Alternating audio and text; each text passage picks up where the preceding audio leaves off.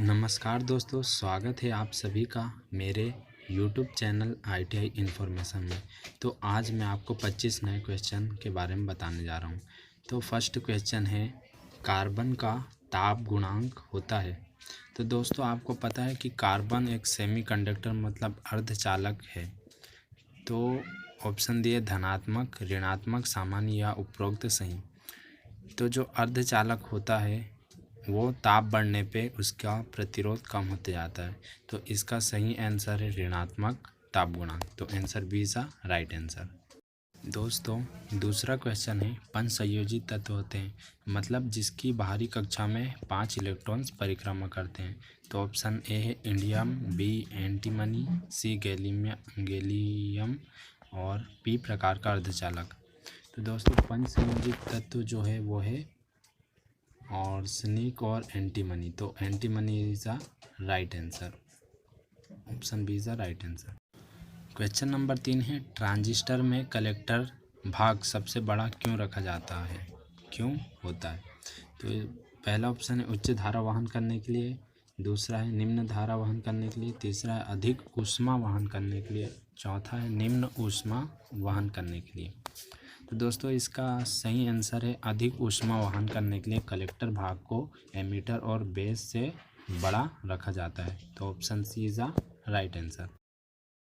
Question number 4 है, transistor के common base तथा कॉमन कलेक्टर फेज परिवर्तन होता है 360 डिग्री, 180 डिग्री, 90 डिग्री या 0 डिग्री। तो हम जानते हैं कि कॉमन एमीटर का जो फेज परिवर्तन होता है वो 180 डिग्री होता है ना, और जो कॉमन बेस और कॉमन कलेक्टर का फेज परिवर्तन होगा वो होगा 0। तो answer D is a right answer. Question number 5 है, श्रेणी सी एम्पलीफायर की दक्षता है 50%, 60%, 70% या 80%। तो दोस्तों श्रेणी ए का जो है परसेंट वो रहता है दक्षता का 30%, बी का रहता है 50 और सी का रहता है 30 से 60 तक। तो इसका जो परसेंट है वो है 70। Option C is a right answer. प्रश्न 6 से अनुनादी आवृत्ति है। अनुनादी आवृत्ति को रिजोनेंस फ्रीक्वेंसी कहते हैं। तो एफ आर बराबर 1/2πfc या एफ आर बराबर 2πfc, एफ आर बराबर 1/√2πfc या एफ आर बराबर 1/2πfc। तो दोस्तों इसका सही उत्तर डी है, एफ आर बराबर 1/2π√fc, जिसे रिजोनेंस फ्रीक्वेंसी या अनुनादी फ्रीक्वेंसी भी कहते हैं। क्वेश्चन नंबर 7 है, बार्क हुसैन का मापदंड है अल्फ़ा बीटा बराबर 0, अल्फ़ा बीटा कम है 1 से, या अल्फ़ा बीटा ज़्यादा है 1 से, या अल्फ़ा बीटा बराबर 1। तो दोस्तों बार्क हुसैन का जो मापदंड है वो है अल्फ़ा बीटा बराबर 1। ठीक है, तो option D is a right answer. Question number 8 है, IGFET का अन्य नाम है SCR, IGBT, मॉसफेट या ICFET। तो SCR तो नहीं है, IGBT भी नहीं है और ICFT भी नहीं है। तो ऑप्शन सी मॉसफेट ही IGFET का अन्य नाम है। तो option C is the right answer. Question number 9 है, हेक्साडेसिमल संख्या ई को निरूपित करते हैं 14 से, 15 से, 13 से या 12 से। तो दोस्तों आप जानते हैं कि हेक्साडेसिमल संख्या में 10 तक के नंबर होते हैं 0 से 9, और ए से एफ तक अक्षर संख्या मतलब अल्फ़ाबेट्स होते हैं। तो इसका सही आंसर है 14, ए। ई बराबर 14 से निरूपित करते हैं। तो option A is the right answer. Question number 10वां है, बाइनरी संख्या 10111 की डेसिमल संख्या क्या होगी 20, 21, 22 या 23। तो दोस्तों आपको ये तो निकालना आता ही होगा, तो आप जल्दी से इसको निकाल के आंसर दीजिए। तो दोस्तों इसका सही आंसर है डी 23। तो option D is the right answer. आप निकाल के देख लीजिए। क्वेश्चन नंबर 11वां है, किस गेट में इनपुट सिग्नल एक एक देने पर 0 प्राप्त होता है, मतलब उच्च सिग्नल ए बी देने पर हमें प्राप्त आउटपुट में 0 होता है। तो ऑप्शन है नॉट गेट, और गेट, एंड गेट और नैंड गेट। तो दोस्तों नॉट गेट में तो केवल एक ही इनपुट होता है, तो इसमें 2 हैं, तो नॉट गेट नहीं है, और गेट भी नहीं है, तो इसका सही आंसर है एंड गेट। तो option C is a right answer. Question number 12 है, सॉकेट में हमेशा बाएं में उपस्थित होता है। तो दोस्तों आप जानते हैं इंडियन इलेक्ट्रिकल रूल नियम के अनुसार जो ऊपर में बड़ा सा बिंदु रहता है वो अर्थ का पॉइंट रहता है, और राइट में हमेशा लाइव वायर फेज रहता है, तो लेफ्ट मतलब बाएं और क्या रहेगा, न्यूट्रल। तो option B is a right answer. Question number 13 है, आरपीएम का पूर्ण अर्थ है, मतलब आरपीएम का पूर्ण नाम क्या है? राउंड पर minute, round per month, rotation पर मिनट या राउंड पर सेकंड। तो दोस्तों यहाँ पे राउंड पर मिनट भी है और रोटेशन पर मिनट भी है, आपको कुछ समझ में आ रहा होगा। तो दोस्तों इसका सही आंसर है रोटेशन पर मिनट। ठीक है, option C is the right answer. Question number 14 है, कम्यूटेटर के साथ कार्बन के ब्रश उपयोग करने का एक कारण यह भी है, पहला कठोर होता है, सामान्य होता है, नर्म होता है, आग नहीं पकड़ता।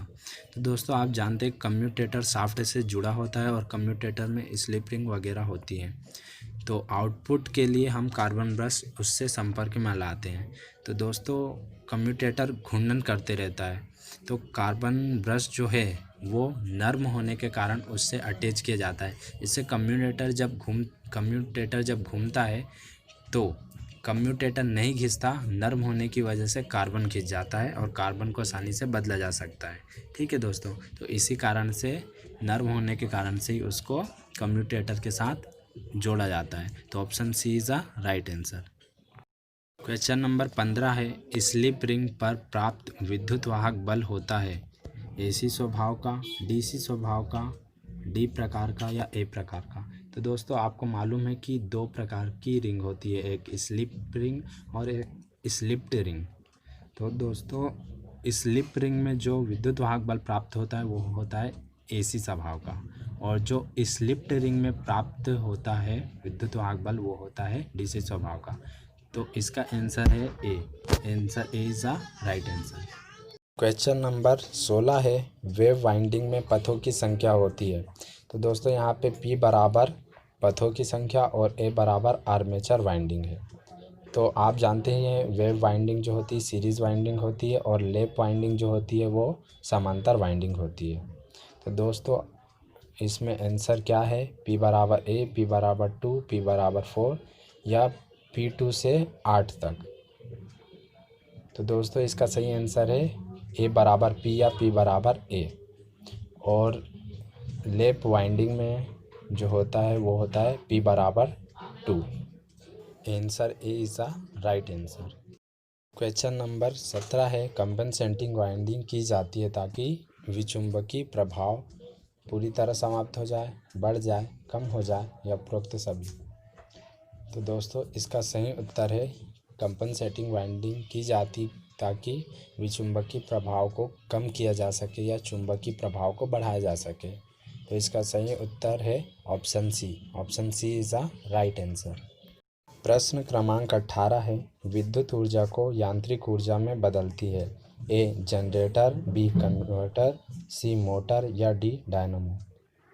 जल्दी से आंसर दीजिए दोस्तों, ये बहुत आसान आंसर है।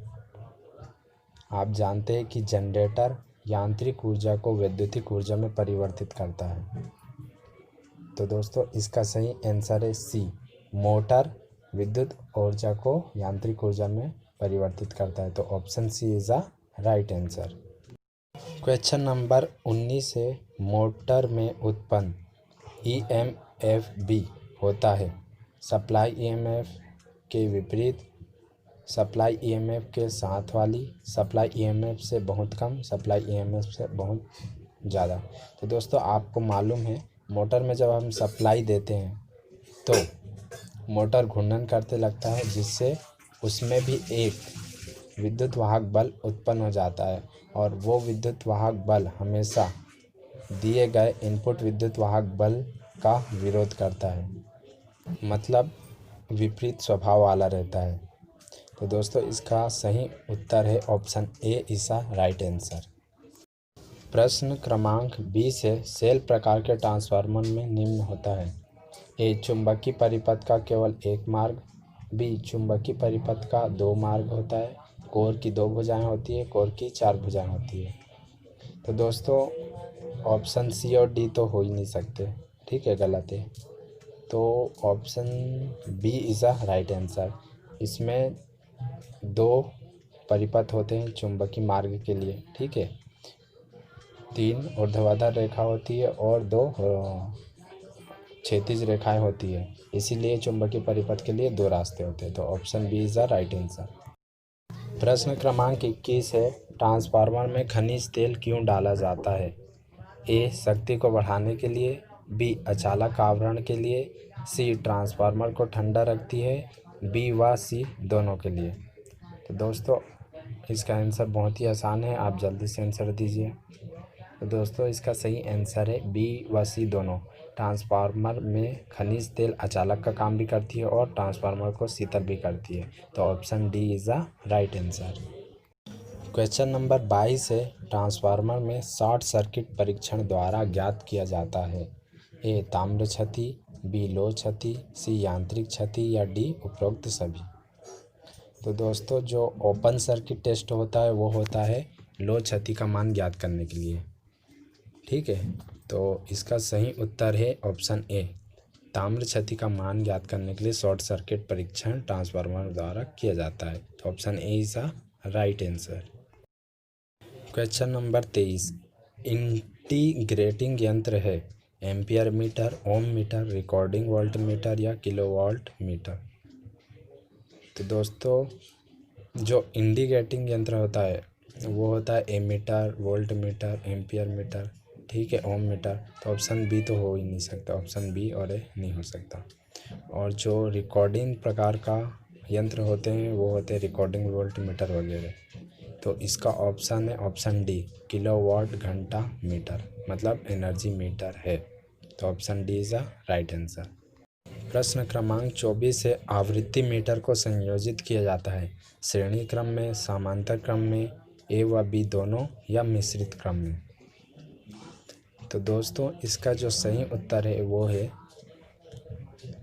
आवृत्ति या फ्रीक्वेंसी मीटर को हमेशा समांतर क्रम में संयोजित किया जाता है। तो option B is the right answer. प्रश्न क्रमांक 25 है, टेकोमीटर का उपयोग किया जाता है धारा की उपस्थिति जांचने के लिए, फेज की उपस्थिति जांचने के लिए, आरपीएम जांचने के लिए या पावर की उपस्थिति जांचने के लिए। तो दोस्तों टेकोमीटर का उपयोग किया जाता है घूर्णन गति को जांचने के लिए। तो option C is the right answer, RPM जांचने के लिए, मतलब राउंड रोटेशन पर मिनट गति को जांचने के लिए। दोस्तों अगर आपको ये वीडियो अच्छी लगी हो तो प्लीज़ लाइक कर दीजिए, और अगर आप इस चैनल में नए हो तो प्लीज़ इस चैनल को सब्सक्राइब कर लीजिए, और आपको जिस विषय में भी वीडियो चाहिए तो प्लीज़ कमेंट में हमें बताएं। Thank you for watching, have a good day.